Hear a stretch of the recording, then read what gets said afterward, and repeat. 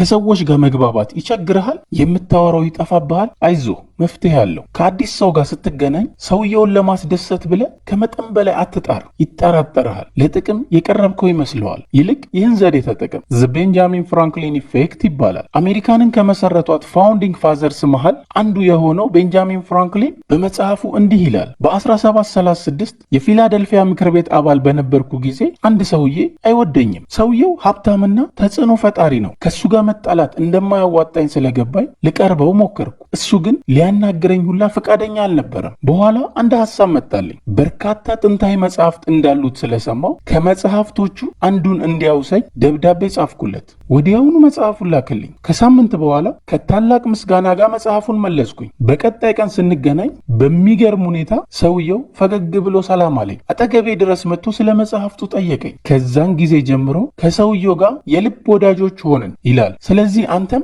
በቀላሉ ከሰው ጋር መግባባት ከፈለግ ማንኛውንም ለነሱ ቀላል የሆነ ነገር እንደማታውቅ አስመስለ ጠይቃቸው። ይህን ጊዜ በደስታ ሊያግዙ ይሞክራሉ። ሳይኮሎጂስቶች እንደሚሉት ሰዎችን ስናግዝ የበለጠ እንወዳቸዋለን። ስለዚህ ከሰዎች ጋር ለመግባባት ቀላል ነገር ጠይቃቸው።